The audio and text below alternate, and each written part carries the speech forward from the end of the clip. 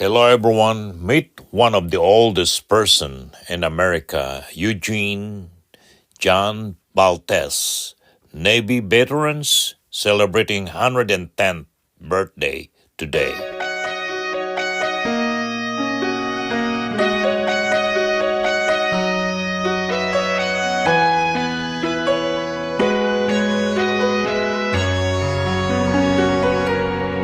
A faded wedding photograph, you and me in our first dance. Our eyes are closed, we're lost in one sweet embrace. Since those days the world has changed, but our love remains the same. God knows we've had our share of saving grace, and I'm proud of all the blessings you have given me. The mountains we have climbed to get this far. You've learned to take the laughter with the tears after all these years.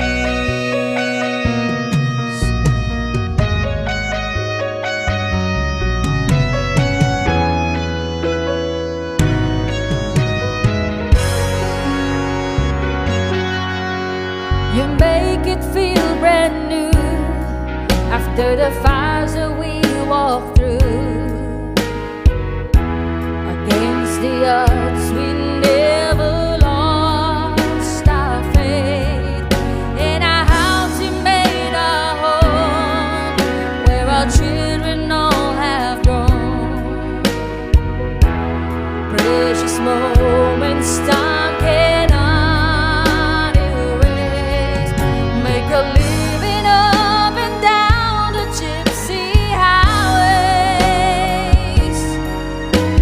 Seasons that we've had to share apart.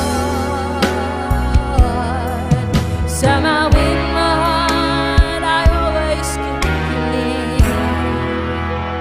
After all these years,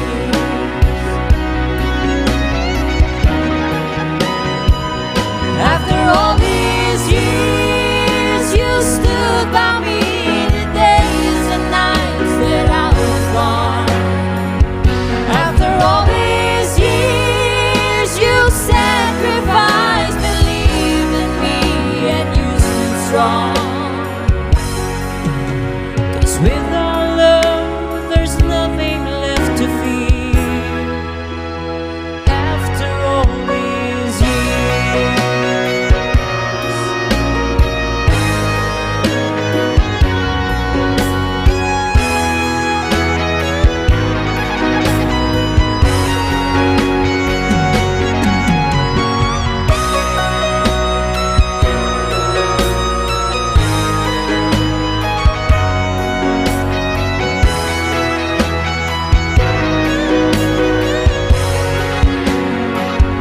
after all these years, you stood by me the days and nights that I was gone. After all these years, you sacrificed, believed in me, and you stood strong. 'Cause without love, there's nothing left to fear.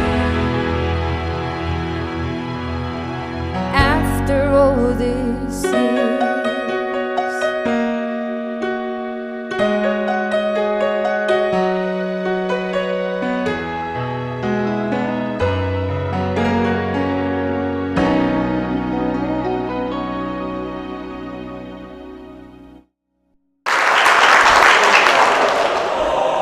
So, ladies and gentlemen, at this time, all the recognition and the thanks for all of you who came, I would like to give the floor to the lovely wife of our celebrant. Give it up for Zenny to share her thoughts for us tonight.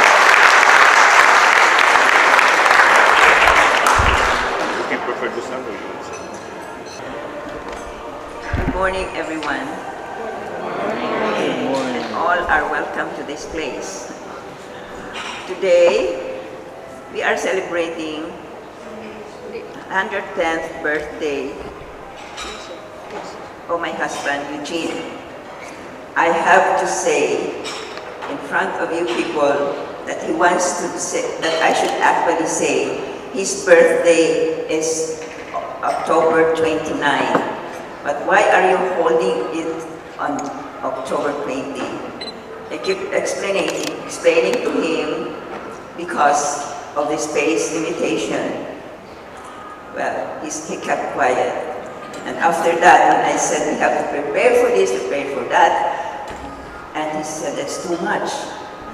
I said, well, it's not too much for you. So, anyway, I'm very happy because we are here. And this second part of this is my thanksgiving to the Lord for the many blessings, favors, graces that we received throughout the years that we have been together. I'm very blessed, and Jean is very blessed, to have the people that really take care of him to be present here. It starts with our doctors, Dr. Sanchucci, and the assistant is Chris. Sorry, I cannot pronounce it. Dr. Eiler, Lavankowski, but I think she's not here, and the other doctor. Yeah, I think that's all. And the nurses, social workers, caregivers from senior helper, which is headed by Rosemary. And friends and family. Okay. Birthday is a time to say thank you to the Lord. It is a special gift of the Lord to us. But for Jean, there's another thing special, is he got the name of the oldest male person living in the United States, 110. It's incredible, and I could not fathom how God could put people so high esteem. I didn't even realize it. I woke up when I was preparing this. I said, gee, it's already 110. What happened to the rest of the years? It went so fast. But he is also blessed in the sense that he's, for his age, he is pretty healthy. Even at the age of 100, he was still hitting balls in Florida. But something happened, two incidents that I have to share. It's worth it to be shared. When he was 105, he had severe profuse bleeding of the nose. They hardly could stop it, so they called the ENT. The ENT did nasal packing, and we told that I should go back to outpatient. Well, outpatient is far from the hospital, and that day it was snowing so bad. But to cut the story short, we didn't make it to the outpatient. He fainted, so he was taken to ER. And when we got there, he was slightly cyanotic. Then the doctor told him, Mr. Baltes, if we don't touch you, you're going to die. But if we touch you, I don't know if you're gonna make it in the operating room. And with a very faint voice, he said, do whatever you can. And then the doctor turned around and told me, Mrs. Baltes, we are going to put him to sleep, and he'll be attached to the machine for breathing. You cannot talk to him, but you can visit. And I'll try my best to make it the first case. And you have to wait in the waiting room, and they schedule you according to the cases. Since you're first case, you have to sit first in the line of 25. Well, at around 2 hours and 8 minutes, the secretary said, go to that room. The doctor is waiting. When the door opened, He was smiling ear to ear. And I said, something must have happened. He beat all the odds. That's what he said. He beat all the odds. He repeated it twice. So I said, in what way? Last minute, they decided not to go for the general anesthesia. The cardiac team decided to just give him IV infusion. So he's awake. You don't have to go to recovery because he's awake. Go straight to CCU. When we got there, the room was well lighted, and the nurse called his name, Mr. BALTES. Mr. BALTES. And then he opened his eyes. The moment the nurse saw that the eyes was open, he said, okay, go home, go home. I don't want him to be excited. Come back later on tonight. So the lights were all off. Okay, we came back around 7 o'clock, and lo and behold, I found him sitting beside the bed. He had already finished his evening meal. I said, are you not hurting? Just a little, he said, just a little. And I'm supposed to walk. It's like 50 yards tonight at 8 o'clock. I'll try my best, he said. Then, the following day, when he was talking to me, he said, I'm going home now. I said, the doctor told you that? Yeah, the doctor said I'm stable. And 2 hours after, the doctor said, Mrs. Baltes, you can take him home. So he was like 24 hours and half of the day. Second, I did all the line was still open, so I did all the IV infusion. And in no time, he was able to finish that. And he started his cardiac rehab very quick, like nothing happens. And so I said, God is all-knowing, because with his age, going under general anesthesia is really critical. The second one is when, during the COVID, Dr. Eiler was just checking for annual checkup. He's a golfer, so he plays a lot of golf. He sustained around a 9 size in the outer lobe of the ears. Then he said, doesn't look good, doesn't look good. So he took the specimen, sent it to the lab. And later on, it came back squamous CA. So they did chemo, and later on excised the whole thing, and he was keep pressing.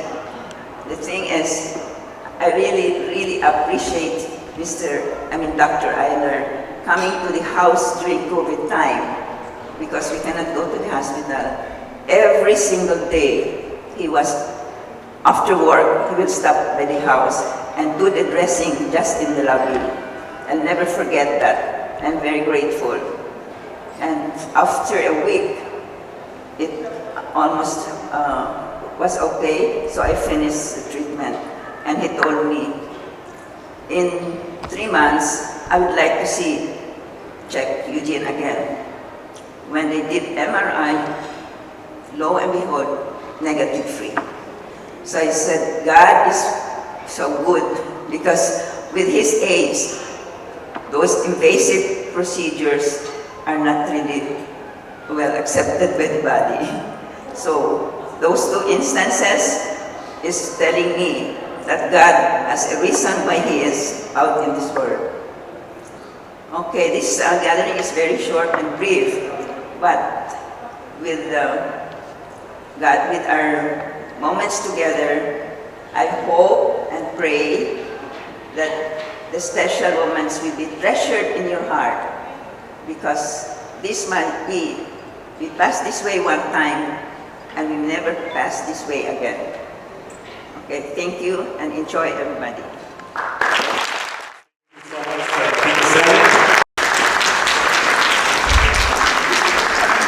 Thank you.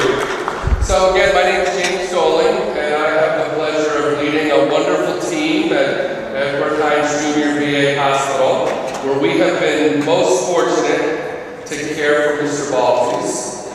He's actually Well, he's the oldest living for every category you can come up with, but most important to us, he's the oldest living patient from our blind rehab center. So congratulations, sir.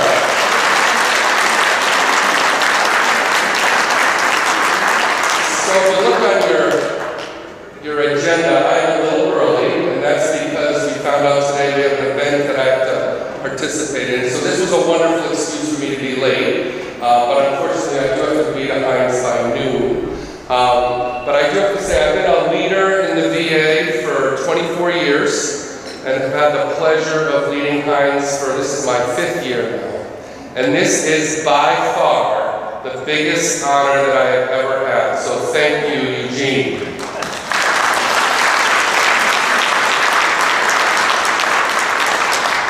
And other people are certainly gonna, you all know him, other people are gonna tell wonderful stories. I feel it's an honor and privilege to lead a team that's able to serve our nation's heroes. And Eugene, like many others, did a lot for our country, but unlike many others, he raised his hand and wanted to serve. He wasn't drafted at a time that was very scary. He entered in 1941. Most of us weren't even born then. He was fighting for our freedoms and for our country. So we are honored that we're able to care for him. I did get a little, being in healthcare, we have to be flexible and adaptable. And I decided about a week ago, you know what? This is far too important.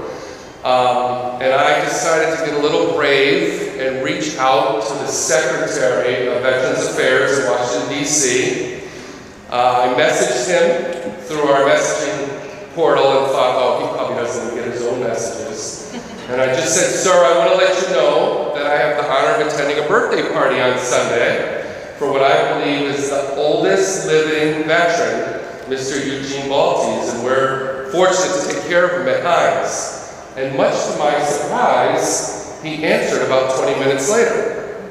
He then followed up with an email, put his assistant on it, along with several other dignitaries, and asked his assistant to please work with me and make sure that he could draft a letter from him to Mr. Baltes that I could please deliver at the ceremony on Sunday, which I have, and I'm going to read momentarily. But more importantly, another honor, he also shared with me, and if you're a veteran, you know how important it is to receive a coin. And I actually am holding a coin from the Secretary of the VA, which I personally have never received after leading for 24 years. I might have to message him again next week. And he said, Director Doling, please, on my behalf, can you give this to our veteran and make sure you send me a picture, which I have. My Public Affairs and Communications Chief, Mr. Mueller, is also here with me today. So we're going to make sure the Secretary of the VA, many other dignitaries, including the President of the United States, get a copy of this honor that I have to give you a coin.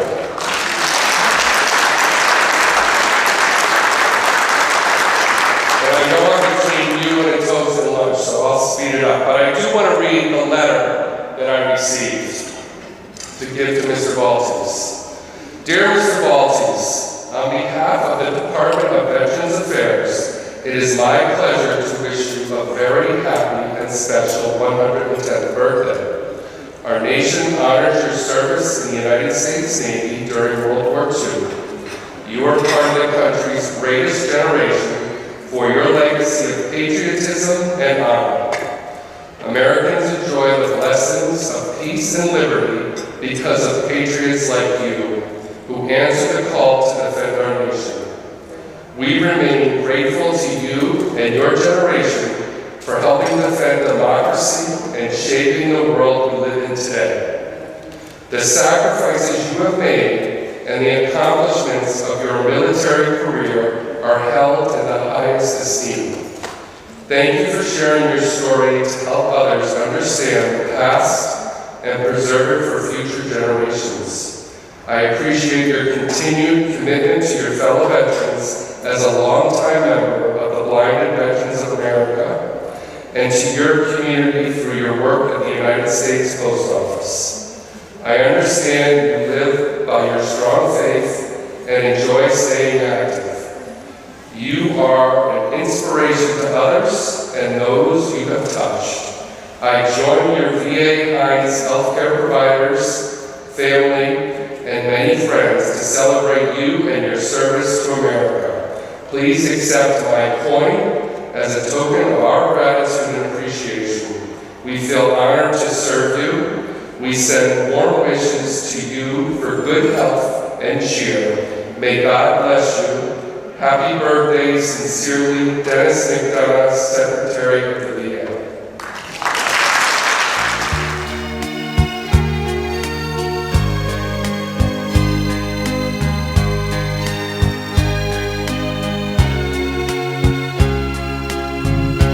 The day